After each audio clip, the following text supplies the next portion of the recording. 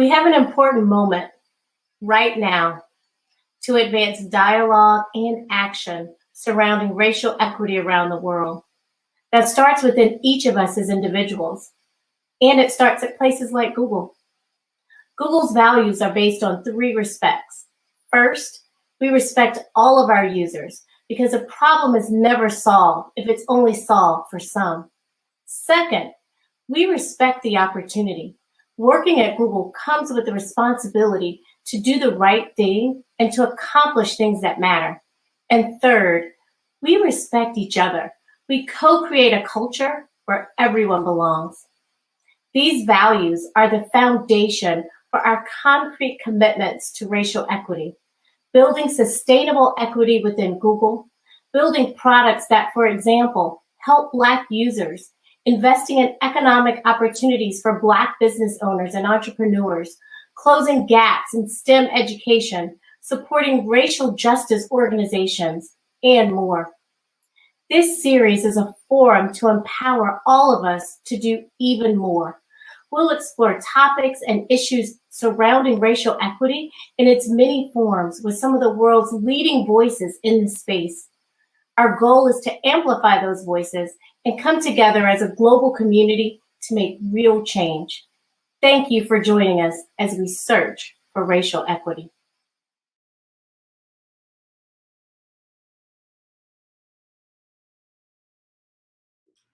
My name is Kamal Bob. I am the global lead for diversity research and strategy at Google. Today I have the distinct honor of adding to our conversation on the search for racial equity, Adam Goodes. He is a preeminent Australian figure, the Australian of the Year in 2014, and an Australian Football Hall of Famer, and a scholar of culture in the Australian context. Adam, it's a pleasure to have you. Welcome to the search for racial equity. Thanks for having me. Thank you, thank you. So if you would, in the beginning, I need to understand a little bit of Australian football. So clearly, and a significant part of your identity, we'll get into other aspects of it, but a significant part of your identity is Australian football itself. So if you could explain to us in other parts of the world what that game is. Mate, I played it for 18 years as a professional. I still don't know the rules properly.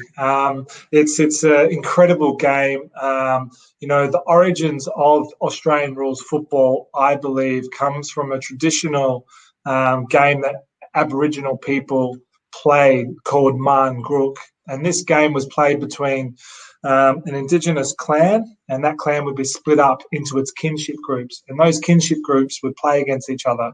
And sometimes you would have 50 on each team, and they'd have a possum skin filled with charcoal, and they would kick it, catch it, throw it, punch it around from one end to the other, back and forth. And sometimes they would even play for days. And that, we believe, the origins of AFL football came from the settlers when they came and saw this Indigenous game that our people were playing, and then they turned that into the game that we know as Aussie rules football here at the moment. So in our game in Australia, very significantly, we don't wear pads, we don't wear helmets. Sounds pretty crazy for a lot of Americans for the amount of time that we run into each other. It's very much a three-dimensional game. Every player can run anywhere on the field. There's no offside. There's 4 posts at every end. It's the only game you get rewarded for missing a goal. So in between the 2 big posts, you kick it through the middle, you get 6 points. If you miss, it doesn't matter. You hit either side, we'll give you 1 point. And the opposition team gets to take that ball out of that square. Having 18 on each side and 4 reserves on the bench that you can sub in and out throughout the game. And we play for 2 hours. So you have 4 quarters, and it's very high scoring. Lots of running, lots of hits, big hits, and it's one of those games that if you're going to watch it for the first time, you need someone sitting right beside you to tell you, exactly what the rules are and to understand the umpire's interpretation of the rules, because that can vary as well. I appreciate that. And also, just for some context, clearly you're a Hall of Famer in that sport, but situate what that means. Externally, Australian cricket, obviously my family's from the West Indies, so I understand cricket, but I don't have a sense of how special to the Australian narrative is Australian football. Yeah, so this is a game that obviously we've created, and I have a very strong connection being a very proud Aboriginal man. So this game here in Australia is what everyone knows, and it's the most popular game from a participation, especially in young ages, but more so that everyone knows about it and celebrates it. It's on TV. So over 18 years playing professionally, I played 372 games. And got the absolute best out of myself. But to be a Hall of Famer with my club, the Sydney Swans, it's a huge honour to have given so much service to the game and my club. I played at one club that whole time. I was drafted when I was 17. I retired when I was 35. And it's something that I'll be forever proud of, that connection to the game, but more so to my football club and what that's given me over that 18-year period. So now that you've done that, if you would, I'm interested in a bit more now of who you are. You just mentioned as an Aboriginal player. We're going to have to explain now some terms here. Again, the context of this is the search for racial equity. And typically, the racial component of that search is framed in a U.S. context where we understand kind of Black as an African diasporic concept relative to Europeans, wherever they may be. But in this sense, I don't really know yet. If you could help us understand Aboriginals, the word itself, the distinction between Aboriginal and Indigenous relative to your own identity. Yeah, really good question. So Indigenous is an inclusive word to include Aboriginal and Torres Strait Islanders as one category of Indigenous people to Australia.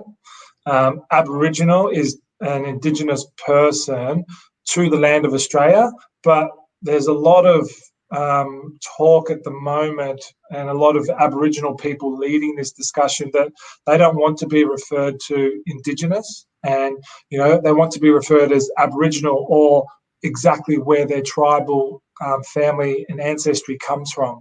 So for me, if you look at a map of Australia before we were colonised, it looks a lot like a map of Europe with lots of different countries, and we would call them countries because every different country and region would have their own language, their own belief system, their own cultural activities, which defines them as that type of person. So my ancestry is through my mother and my great-grandmother's side, and my tribal names are Adjnamatna, which is from the Flinders Ranges in South Australia, and Narunga, which is on the Yorke Peninsula where I was born.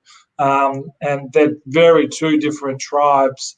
One is very much a ocean dwelling on the coast living, and the other is up in the mountains, up in the rocks. So for me, being defined as Aboriginal, Indigenous, I'm not too worried because I know who I am. I know where I come from. I've been reconnected to my people in the last 10 years. But up until that point, I only knew that I was an Aboriginal man. I knew where we came from, but I didn't know how we were connected there. So in the last 10 years, I've gone on my own very personal journey into my own identity and my family's identity and connection to our Aboriginal ancestry. Relative to that, clearly you're famous, so it was easy for me to read quite a bit about you. And one of those facts that I gathered is that your mother, if I'm not mistaken, was part of the stolen generation. So if you would explain what the stolen generation is, again, for folks abroad who might not know what that is. So in Australia, we had a government policy that allowed the police to go into Indigenous communities and forcefully remove Aboriginal and Torres Strait Islander children that looked not as black as everyone. so mixed race kids, and rip them out of those homes, put them into white foster homes to raise them as white children, because if those children then have children, then those caste of children would have a lower Indigenous ancestry in their bloodline. Unfortunately, Indigenous heritage in my blood is a dominated race. So whenever I've had children like I have, our mixed race is always, it is passed on, but it's passed on at a quarter of the percentile, which is unfortunate for Indigenous people. But the government policy was, well, we could actually breed out that Indigenous in these people if we grab the children that aren't as black as the original Aboriginal and Torres Strait Islander people. So that was the government policy that was still happening, not only 60, 70 years ago, when my mum and her sister were taken by the police and put into a white foster family. And my mum never got to see her mum or dad again after that. And she spent most of her life trying to reconnect to her 8 brothers and sisters in Australia. Do you think there's clearly a familial, intimate pain associated with all of that, what I would describe as barbarism? But what do you think the objective was? Was the objective to, you said, breed out Indigenous blood? Is there an element of civilizing intent as well? That is the presumption that because you're an Indigenous person, you're uncivilized, and we need to just breed that out of you such that you can be civilized? It's an interesting question. I have very strong beliefs about what they were trying to do, and I see it as a type of genocide. For me, it was only in 1967, so we're talking 53 years ago, 1967. Any time before 1967, Indigenous people in Australia were part of the Flora and Fauna Act. So we were only ever seen as animals or plant life. No voting rights. The government had full control and power over everything that we did. They put us on missions not too dissimilar to reservations like they have done in America, and it was a set and forget. We made sure that they stayed on these lands. We had all the laws wrapped around to make sure that they were only allowed to be on those countries. So I'm very clear in my mind what they were trying to do, and I'm really proud of my people and Indigenous people here in Australia for being so strong and having that adversity to overcome everything that's happened here in Australia and still be here standing tall and being proud of who we are. There's a little bit of irony in that. Again, my limited understanding of Australian history is the British arrived in the late 18th century, and there was some competition with the French, and it was originally a penal colony. As I understand, it was a large one, and that a significant percentage of current day Australians are descendants of that penal colony. So if you would frame the way that you think in the Australian context, the basic premise of, to be crass a little bit, but just to make my point, that the descendants of criminals are looking to civilize Aboriginal people. How does that weigh out in the Australian story? So the Australian story is built on a lie, and that lie being that when Captain Cook founded Australia, which I was taught in high school as an Indigenous person, I learned that Australia was founded by Captain Cook, and the English were looking for lands. They had all these jail systems back in the UK that were overflowing, and they needed to be able to ship those people somewhere else out of the UK.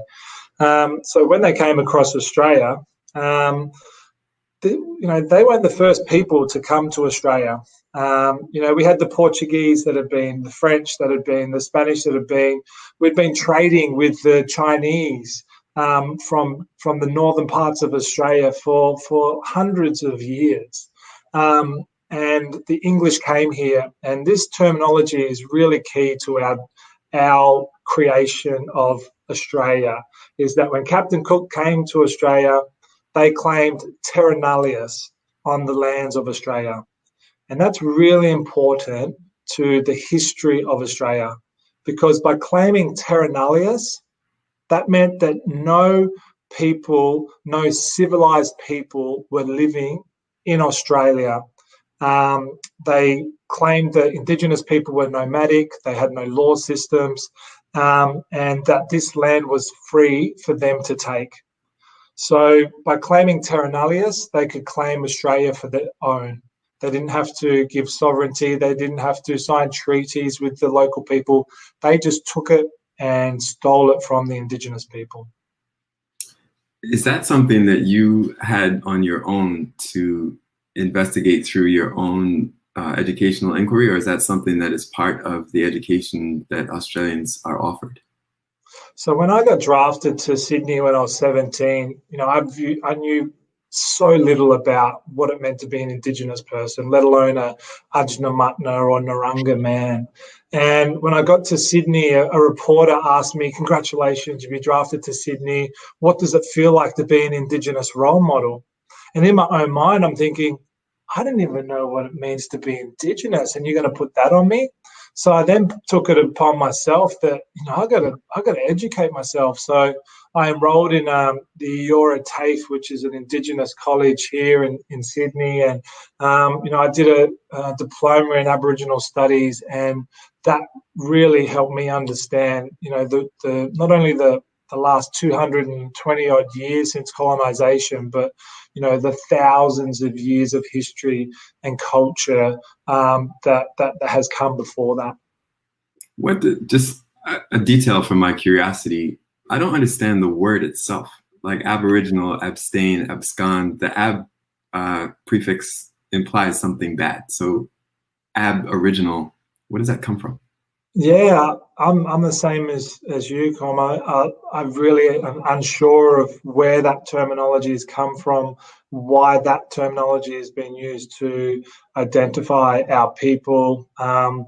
It's one of those things that it's been happening for so long that people aren't questioning it, or there's other issues that we're trying to bring forward to change before we even get to that one. Interestingly, in some of the dialogues that we have had on this search for racial equity, one of the abiding themes is trying to make a global understanding of what this search is. And the description that you just explained about the treatment of Aboriginal people at the hands of white Australians, it clearly has monikers and indicators of similarities to, the Belgians in the Congo, the German, Dutch, French, English, and the kind of Boer Afrikaner landscape in apartheid in South Africa, even to segregation here in the United States. And there is a sense of a global relationship between Indigenous people of color and Europeans in the colonial enterprise in their time. So first, I wonder if you have a sense that Indigenous people, Aboriginal people in Australia feel connected to this much broader social infrastructure around the world. We definitely do. It's only been since 1967 that we've been able to take out a loan to purchase a house, to get educated, really, to have the same opportunities that everybody else has had here in Australia. And we look to other places in the world for that strength. We have a really strong connection to the Native Americans and their plight and struggles. We are constantly looking at the apartheid rules that were forced upon many blacks in Africa.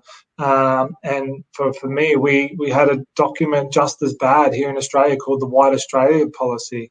And that wasn't too long ago either. So for everything that's happened around the world, which a lot of non-Indigenous people know of those plights and struggles, we only need to look in our own backyard to go, well, actually, we did the same to the Indigenous Australians. We're not so good at looking at our own people here in Australia and what we've done to them.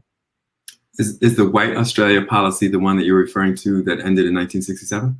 No, so that was the referendum that was held. So Indigenous people stood up and wanted to be counted as citizens of Australia. Some Indigenous people were able to get exemptions, whether it be people who are boxing or played sport or were artists, or people that showed that they could go to university. So there was opportunities, but you had to get an exemption to leave those missions and whatnot. So Indigenous people, we're still only less than 3% of the population here. So the White Australia policy was something that they had to change in the 40s, 50s and 60s because Australia was going nowhere. And without the influx of immigrants to Australia, Australia was going nowhere. And it was only because of that mix of culture and people coming over from Europe to have a second, third, fourth chance in life that Australia started to prosper and grow on the back of, these hard-working immigrants that came here at another shot of life. So those two, I just want to be clear. So the flora and fauna rule, it was that act, forgive me, that was the one that ended in 67. That was the one that ended in 67 where we were no longer part of this act, which quite clearly stipulated that Indigenous people were not human. Was the change in 67 and the unraveling of the White Australia policy, was that a result of an analogous civil rights movement, the kind of Soweto uprisings, the independence movements in the Caribbean and in Africa? What catalyzed that? Yeah, it very much was the Indigenous people rising up, having a voice, but more so non-Indigenous people going, hang on, like these are our brothers and sisters. We're marrying these people. They're people. Why do they not have the same rights as what I do? And it became a movement which we needed and we still need today, being such a small minority of people here in Australia, where we need non-Indigenous people to walk alongside us, to have that voice with us, because alone we can't be the loud voice for change. We need the majority of people supporting us and believing in our values and our rights. Before I ask you about football itself, which I'm dying to get to, but explain to me, what does black mean in Australia? So black to me is a person of color. Now, I've been to Africa and I see myself as a black man, but I walk the streets there and I feel white, and it's a really nice feeling because I like feeling like this little spot in a crowd of darkness, and that to me was like really a special moment for me to do that, because when I'm here in Australia, I feel like I'm a black man even though my skin isn't completely dark. So black in Australia, I think from any person of color, doesn't matter what caste or shade, you know exactly what that connection means to you. And, that's my connection to the men and women of color around the world. When I see a person of color who I've never met, there is a mutual little nod in the head of, hey, my brother, hey, my sister, the struggles that they've been through and the struggles that you've been through. And it's just that mutual respect. I had an experience when I went to Ghana for the first time. My family, as I told you, is all from Guyana. But the first time I went to Ghana, into Ashantiland, I was called Bruni, which means white man. Yeah. First time I'd ever been called white. And I was like, wow, this is an experience. It is, right? It's pretty crazy, but it's always like, you know what? To you, I understand that. Yeah. And there's no offense taken by it either, right? Not at all. Not at all. Not at all. It is an affirmation, I think, of the continuity of our experiences. So let's talk a little bit about football. The obviously one of the significant moments in your career is that you had reached the apex, the pinnacle of Australian football, and then an incident with racial overtones and a confrontation with a fan, as I understand it. If you could walk us through a little bit of what that incident was and what happened thereafter. Yeah, sure. So to build a bit of context, it was a Friday night, the start of the round. There's 9 games that played every weekend. We were the showcase start of that weekend's game. It also happened to be the start of the Indigenous round. Once a year, we celebrate Indigenous people, culture, and connection to the game in this round. So this was a night to celebrate, and I loved Indigenous round because it gave me an opportunity to celebrate who I am as an Indigenous man and to show people how proud I am as a black man to play for my people. So on this night, I was playing one of my better games of my career, which, if you look back at my Indigenous round games, happened to be a great correlation that I would get up for those games. And it was about 5 minutes to go in the last quarter. We're playing on the MCG, so where the grand finals played every year. It's probably about 60,000 people there. And the ball trickled over to the boundary, and I grabbed it, and I quickly handballed it to my teammate inside. And my opposition player just pushed me, and he pushed me closer to the boundary line. And as I've just gone to get back into the field of play, I heard this voice go, "Goods, you're an ape." And I took one step forward before I just turned around and I just pointed. I pointed at that individual. And I pointed and I said to the security guard, "That person called me an ape." And from that moment, the security guard came over, called some more security guards. As I've got back onto the field of play, the Collingwood player who I was playing against, actually played at the Swans and we won a premiership together. He goes, "What happened, mate? What happened?" I said, "Mate, she's only 13 or 14. She's only 13 or 14. In my head, I just kept saying that, and I sang it to him. And just as that happened, our runner came out to us, and that's the guy that gives you messages from the coaches, and said, "Goodsy, come off. It's time for a rest. You know, we're going to win this game." So I went to the boundary. I sat down on the bench for 10 seconds. I got up, and I was so emotional. I went down underneath the stadium, and in the hallway of the walk up to the ground, I just fell down onto the ground, and I was just so emotional, crying. I just couldn't believe that, such a young person could have that courage to scream that out to me, literally 2 meters away from me. And that just really cut me to my core. I'd been probably 6 or 7 years since I'd been racially vilified, and to have that happen to me at a game during Indigenous round, something I'm really proud of. After playing such a really good game, you really cut me to my core, and that really rocked my world. And it was a real struggle. So it wasn't a common occurrence for you to be racially harassed while playing. It's happened 3 or 4 times. Most of the time, you're not 2 meters away from that person, right? Yeah. So you might hear something and you look up into the crowd and it's just like a sea of faces, and you're just like, but I was so close, and I was like, that was you. I know it was you. I heard it was you. And for me, my whole life, I've been vilified because of the color of my skin, being Aboriginal. And my mum always taught me as a kid to walk away from that, to not call it out, and to be the bigger person. She always taught me that if I reacted or was violent to those people, that they would keep doing it.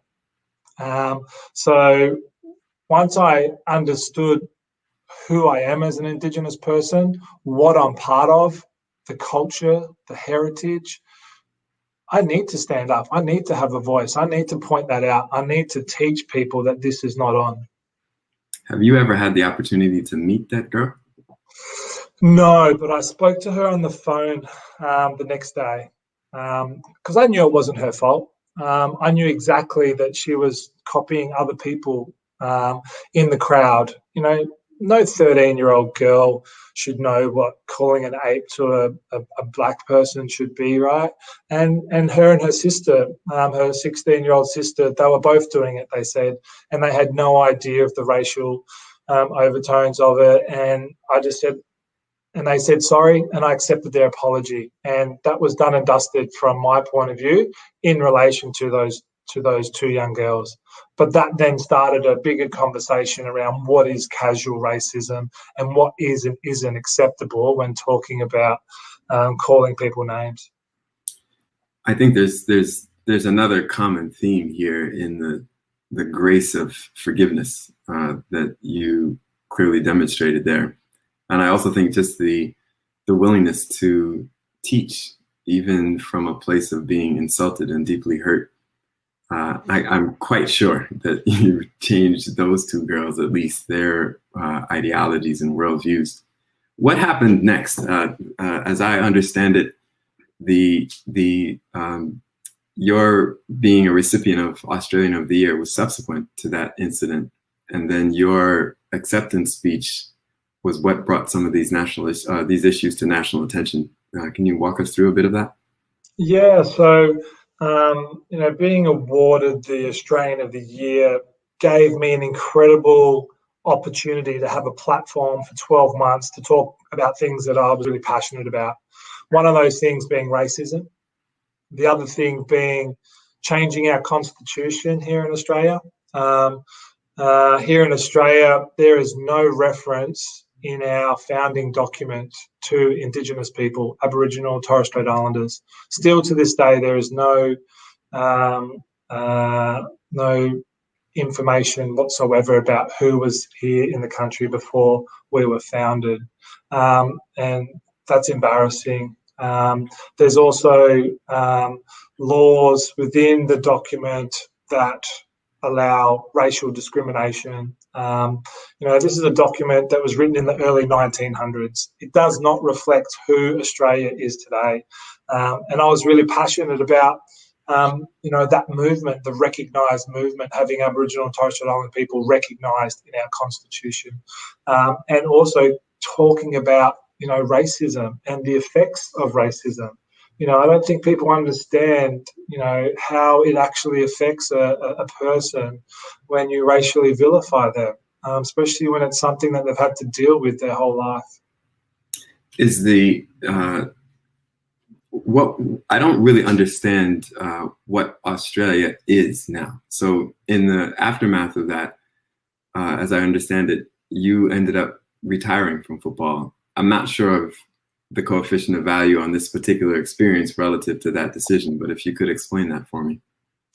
Yeah, so after I was Australian of the Year, I kept talking about, Indigenous people, culture, racism, the effects of racism, constitutional recognition. And what was so good about it was people were having conversations and people were talking about me. And whether they were saying, what I was saying was controversial, that didn't bother me because it meant people were talking about it and people were having conversations about it. I didn't care if people hate me. I don't care if people don't believe in my vision or words. Go on your own journey, because what I'm saying to people are facts. I'm not lying to them. I'm not trying to, make them, believe in something that isn't untrue. It's about them going on their own journey and making up their own minds. And that's what I really wanted to do with that platform, is to have conversations with people around what they think, what they believe, and what have they learnt in their journey in Australia up until this point. And for me, it's always been about educating and having those conversations. As you know, we're going through kind of an American upheaval here, the likes of which certainly people my age have never seen. In fact, just yesterday, we had another shooting of a black man. Jacob Blake is his name. And this is all in the aftermath of George Floyd and Breonna Taylor, and these names that have catapulted, I think, around the world. In your acceptance speech, as I understand it, you referred to Australia Day as Invaders Day, if that's the correct terminology, and the National Day of Mourning. One of the analogs to that is we're having a big upheaval here about the kinds of statues that we revere. Columbus Day is kind of embedded in that discussion because it's relevant. It's a similar pattern. So Columbus supposedly discovered the United States in 1492. There were clearly people here already. But the larger argument that we're engaged in now in the States, in the context of this kind of brutality that's going on, is a confrontation with history itself. And that dialogue here is very, very polarizing. It's even further polarized by the political divisiveness of the country that we're engaged in right now. In your part of the world, and that distinction between Invaders Day, National Day of Mourning, and Australia Day, how does it play out? Is it a healthier dialogue? Is it progressing? Is it helping to heal, or is it dividing? What's the status? Yeah, lots to talk about in that question. I think for me, Invasion Day, Day of Mourning is something that we feel as Indigenous people, because we're still not recognised here in this country. Our history isn't recognised. So the day that everything changed, of course, we still see that as Invasion Day, and the Day of Mourning, because nothing's changed since that moment. Only thing that's changed is our loss of culture, loss of land, and connection to it.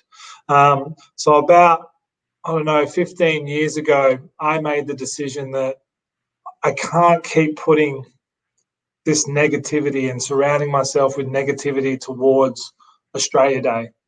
And I wanted to celebrate the good things, like we're still here. I still have my culture. I'm still connected to it.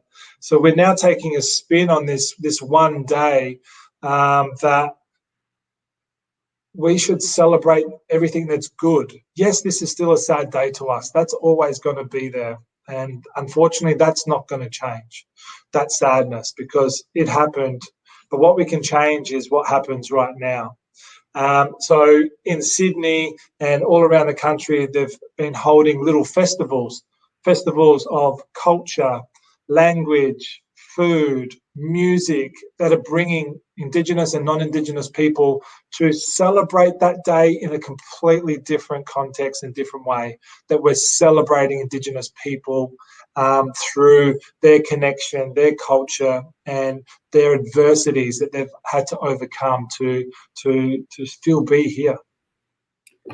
So there's a clear theme that's emerging here about your own sense of grace, I think, and forgiveness, as I've alluded to before, and what seems like a permanent sense of hope. In the documentary that you have, Australian Dream, is that your intention? And perhaps tell us a bit about it, and then we'll move from there. Yeah, I think the Australian Dream was a documentary that I decided to do with Stan Grant, who's the Indigenous writer on that. And the only reason that I decided to do the documentary is because the documentary wasn't going to be about me. It was going to use my story as a reference point to, what people can connect to and what happened at that part of the timeline. But it is a story of, all Australians who have come here and have had the Australian dream. And a lot of people that have come here on a boat, on an aeroplane in the last 50 or 60 years, they've got an incredible story to tell about their Australian dream and how their life has changed.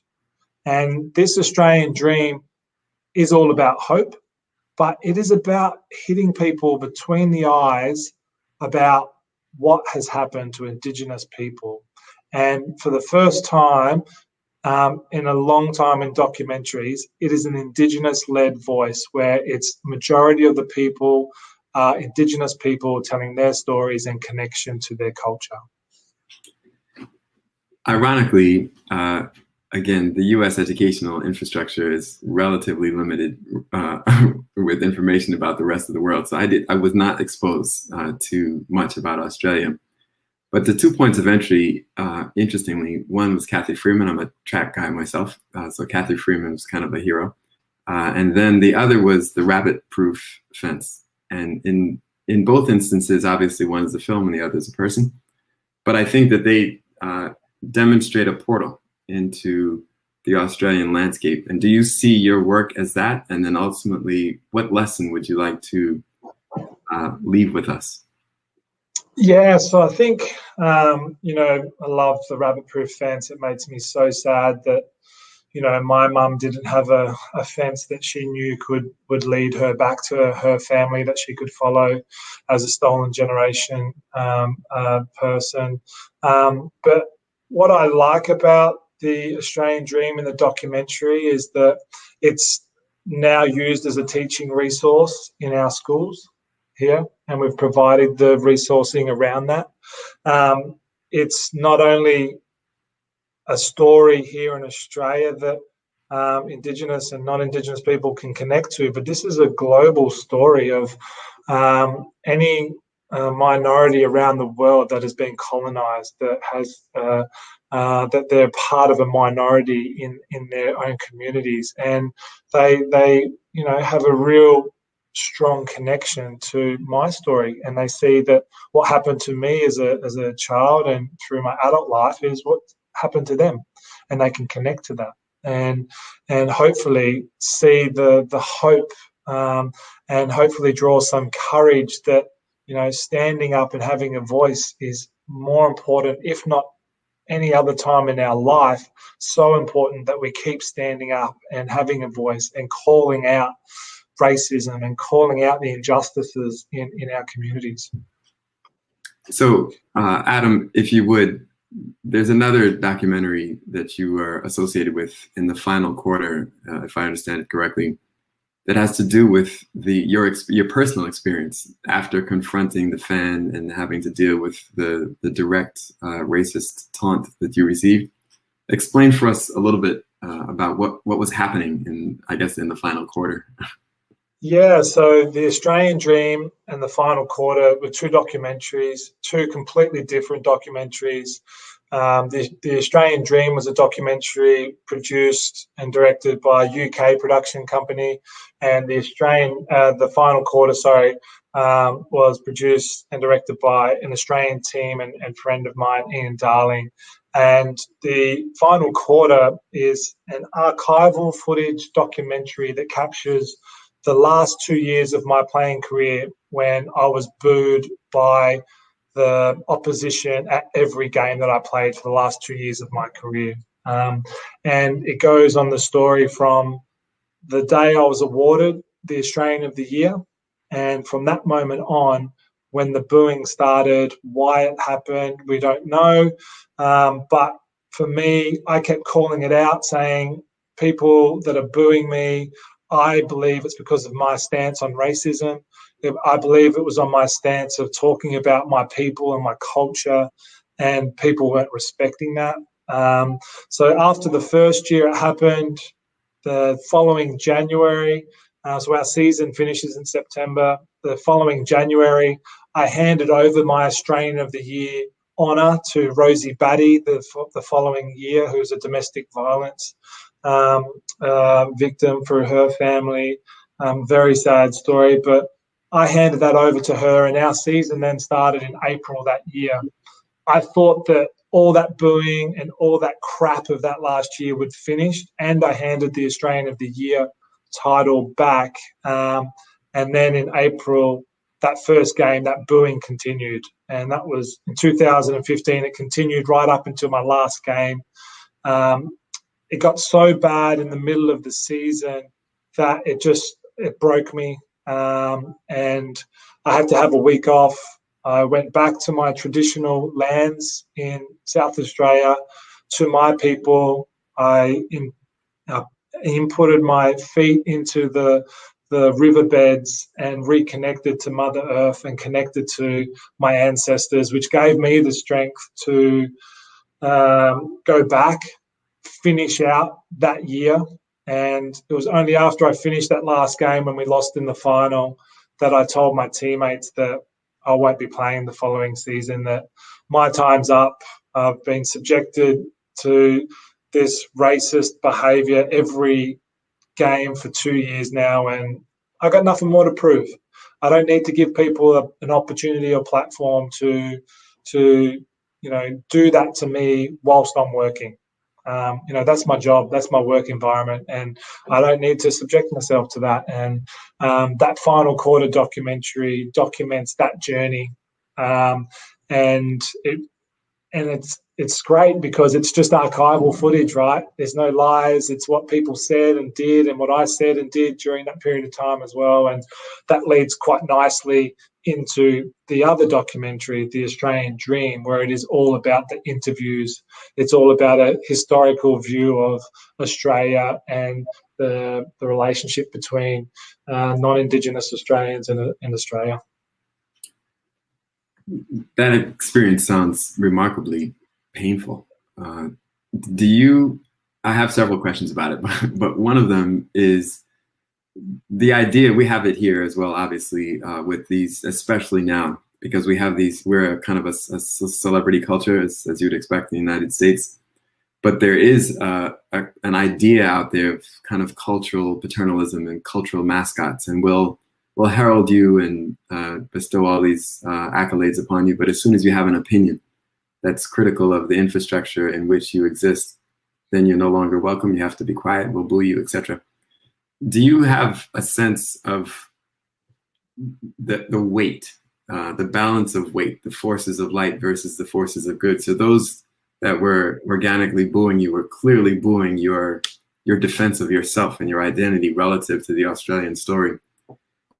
Who was defending you? Who was the, because relative to what you said earlier, it was the guard at the game who escorted the girl out. So the people in the stands were protecting you, it sounded like. But in this final quarter, what was the balance?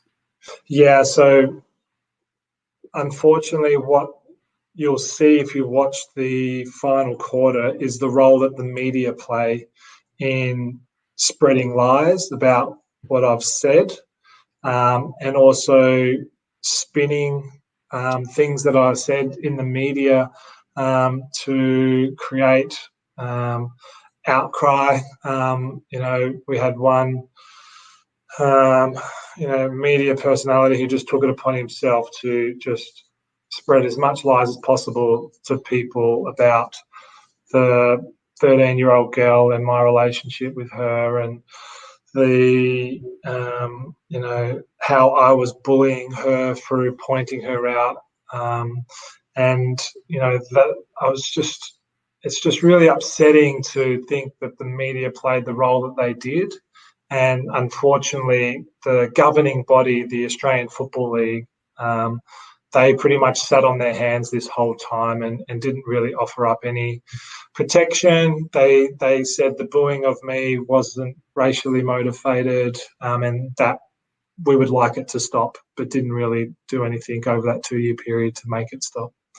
But you're right, I learnt pretty quickly that, as long as I stayed in my box, I was okay. But I wasn't one of those people to stay in my box. I came late to learning about my history and culture. And if I'm now awoke to that, I want other people to know about our history here in Australia, because I know what I was taught at high school, everybody else was taught, and that's wrong. That's false. And I want to help educate other people for them to go on their own journey and to experience the true history of our culture. If we talk about reconciliation and how we're going to reconcile with the first people here in Australia, then you've got to understand the history. Do you think that there's a sense, earlier you alluded to the kind of uprising and the movement towards the end of the Flora and Fauna Act in '67. Do you think that there's an analogous galvanizing moment now where younger Australians, although they may be white, are beginning to see more clearly the equitable humanity across the Australian society? They definitely are, but unfortunately, it's taken what's happened in America for us to realise the same issues we have here in Australia with our Indigenous people and police, and the deaths in custodies that we've had here in Australia. That everyone became aware of the Black Lives Matter movement in America, and we just then started referring to what's actually happening here in Australia, and a lot of people's eyes became more open because of what was happening in America. So it's definitely had a flow-on effect here in Australia, and unfortunately, it's almost like we need to be shamed globally before we reflect on what's happening here in our own country. Do you think that clearly there's sides to this, but do you think that the collective response is to be open to internal critique? Is there a movement afoot, or do you think it's just a defensive posture that those are international problems, American problems, Black Americans, has nothing to do with us? No, here in Australia, we do look around the world and see issues that happen and see, we need to do something about that. And I think that reflection here in Australia has shown the Black Lives Matter movement here in Australia, which has been really strong, and a lot of focus that has happened around that, a lot of marches, which I think has been really great. And it's given us, other Indigenous leaders in the country the opportunity to, remind people what's actually happening in our backyard, and for them to actually become more aware of that. Is the pathway towards social activism for Indigenous people in Australia through education, or is it through kind of raw activism? And let me just give you some context to the question. Given that clearly I'm fixated on this 1967 idea, so obviously you haven't had generations of people who are progressing through to the highest levels of society. I'm quite sure that if we looked at the proportions of Aboriginal, of Indigenous people in the tech sector and the kind of core engines of the economic structure of Australia, I'm sure that they'd be woefully underrepresented there. So what are the pathways for activism for Indigenous people outside of sport in the way that you have become a national icon and hero? Yeah, really great question. I love that question. And the same answer, I believe, is all the way around the world. Knowledge is power. It's about education. My message to everyone that I work and deal with is education. Go to school, get educated, get a career, own your own business, because with that knowledge and power creates wealth. Wealth is also another form of power. It gives you the options to make decisions on housing, education, on health, all these three key indicators that affect the disadvantage of Indigenous people here in this country. So for me, it's not only education of our own people, it's education of the non-Indigenous people. Being able to teach Indigenous studies and history in schools now. We've given our teachers, the free will to teach Indigenous studies, but we're not giving them the resources to be able to do that. So you're giving these non-Indigenous teachers the ability to teach from Wikipedia or the internet. Why not give them resources and connect them with Indigenous elders and communities from the areas that they're in? That's a great way to share knowledge, and the local Indigenous people would love that opportunity to teach the future generations about who they are and where they come from. Are there preeminent Indigenous scholars who are providing that kind of curricular structure for teacher professional development and infusion into the national curriculum? Yeah, we have some really great scholars here in the country. We have some really highly skillful politicians that are great activists for our people, sitting on both sides of government. We just need more. We need more of them. We need, what we really need? We need our first Indigenous billionaire who has made a life through business, so that our younger children don't just see sport as a way out. They don't just see music or the arts as a way out of disadvantage. It really is that connection to education, and education is everything for our future generations. Who are the institutional advocates for a broader, more inclusive education? By that, again, we have this thing in the United States called the 1619 Project, which is analogous to what you're alluding to, where we're trying to teach the actual history of the country. And there's an enormous amount of resistance to that, even at the congressional level, to ban it in certain districts, etc. Do you think that the tech sector or the private sector can play a role in advocating for municipal responsibilities in education to force the hand of what you're alluding to?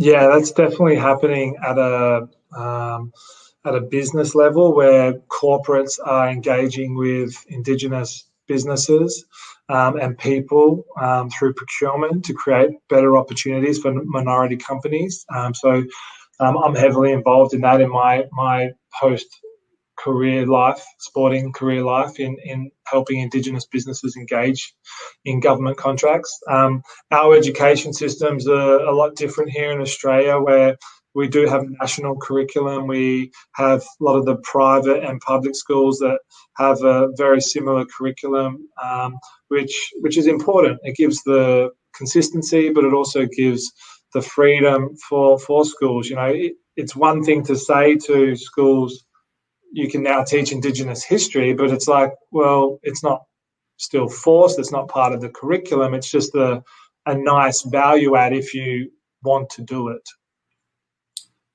Do they do it? What's the status?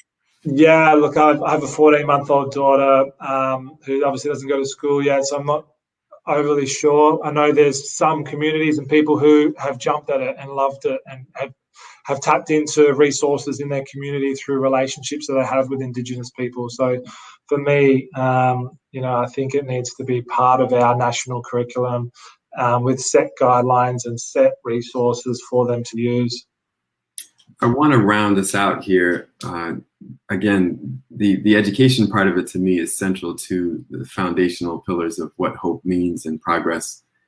Do you have a kind of a distinct message that someone listening, or even for me, can take about the relationship between education as you position it and hope in a society that has the histories that yours does? Yeah, definitely. So I finished high school. The same day I finished my English exam, I was drafted to go to Sydney to play professional football. My whole journey at the Swans has been about educating myself about the game, about what it meant to be a professional athlete, what it meant to be an Indigenous man, to business management, to be a business owner, an entrepreneur. So for me, I've always been surrounded by people that have had more knowledge than I. And for me, I felt comfortable being around smarter people, asking them, being a sponge, wanting to learn from them. So education for me was something that I really enjoyed. And for me, education is everything.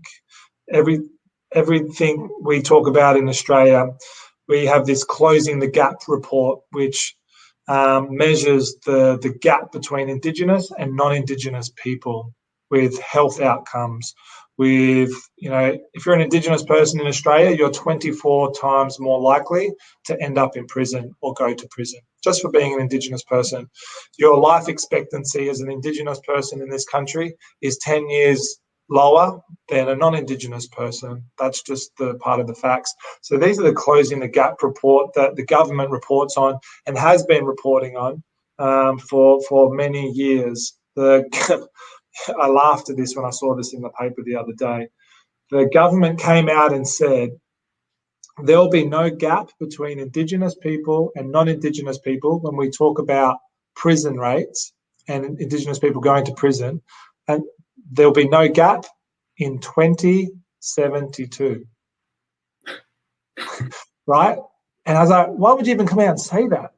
Like, why would you, like, that's not good for anyone. So the one thing that is part of the Closing the Gap report, which is a real positive, is there is no gap between employment for Indigenous and non-Indigenous people when that Indigenous person has a certificate 3 or 4.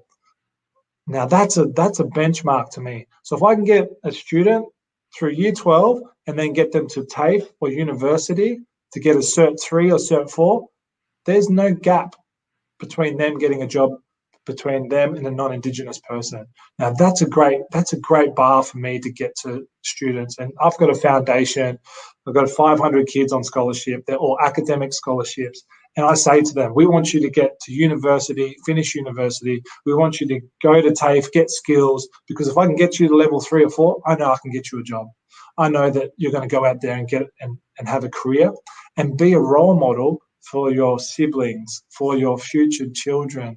And that's what it's about, creating those sorts of stories through education. Are the primary and secondary schools equally yoked? Do Indigenous students go to schools that are relatively segregated, or are they kind of integrated into other schools? Yeah, definitely integrated. There's actually a call for a lot of our remote schools to actually teach in language and teach Indigenous studies for those students, because the national curriculum isn't really working for those children in those remote areas. So it's about being able to adjust the curriculum whenever they can. But for me, all of the schools that I know of, there's no segregation. It is all about working together, assimilating, and teaching the same curriculum. So in those schools where there's equal access, there's equal performance all the way through? No, that's the big issue. Is by the time an Indigenous kid is going to primary school, they're already starting 2 or 3 years behind those other students as they're going into starting their educational journey. So I actually sit on a board, Australian Literacy and Numeracy Foundation, and we work with children from 0 to 5 around their numeracy and literacy to make sure that by the time they start primary school that they're not already behind the 8 ball with the numeracy and literacy levels. And that's really important, to give them the same opportunity from day one to learn at the same rate as everybody else in that classroom. And, unfortunately, we still have a lot of Indigenous students in high school that numeracy and literacy levels are so far behind their peers. So you've outlined the challenge ahead. Education remains the portal to the future. It certainly does, and that's why I'm connected the way I am to, the charities, the foundations that I've created, and it's all about education. There's a clear pathway. I can see it. It's about getting as many of our students and families believing in that vision as well. Adam Goods again. It's clear why you are an Australian Person of the Year. I appreciate your having a dialogue with us about the search for racial equity. No worries. Absolute pleasure. Thank you. I'm Melanie Parker. Thank you for joining us for the search for racial equity.